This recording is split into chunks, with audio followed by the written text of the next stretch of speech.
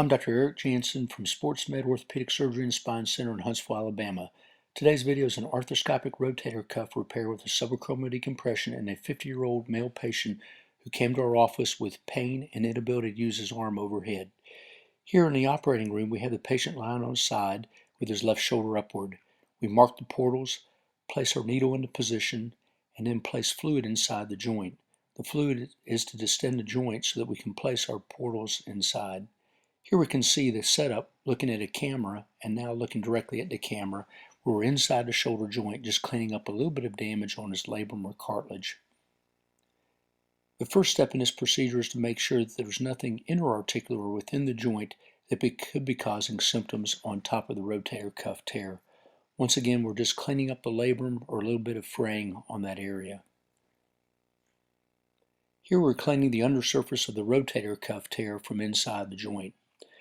The second portion of this procedure is to go into the top space above the joint, and here, once again, looking inside, this is the subacromial space.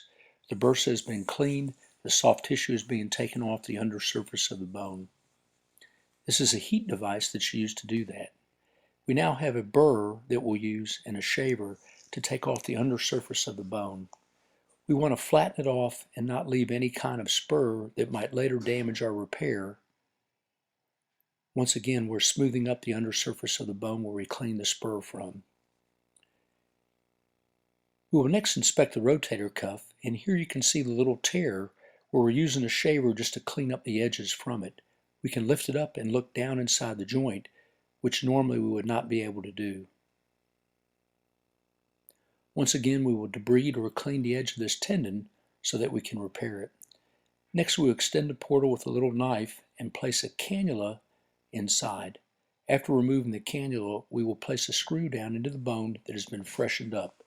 The reason for the screw is so that we can have suture attached to the bone and pass it through the tendon to perform the repair.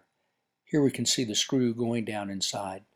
We will then remove the screwdriver, and here you can see the screw buried into the bone and the suture exposed. We will then remove one of the two stitches and place it down inside a cannula so we can pass the suture into the tendon. Here we'll see the cannula coming inside the joint.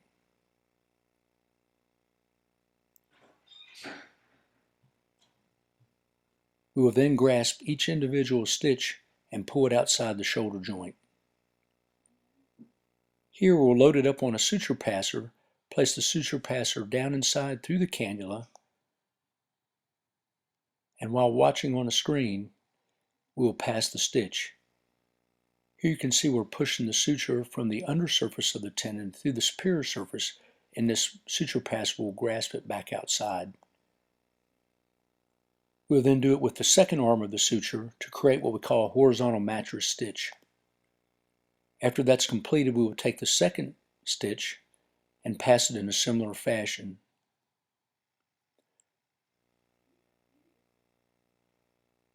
Once the sutures have been passed, we will tie the knots on each individual suture outside the joint and pass them down through the cannula with this knot pusher. Here you can see the knot pusher outside the joint and now inside the joint as we tighten down the stitch.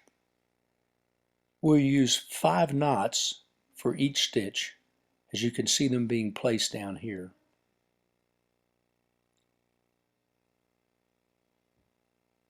And lastly, we'll use a suture cutter to cut the suture just above the knot.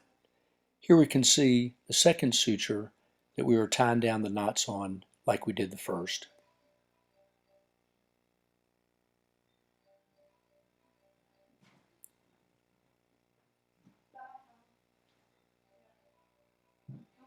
Once this has been completed, we'll do a similar cutting of the suture above the knot. Now we can see that the tendon has been reattached back down to the bone so that it can heal.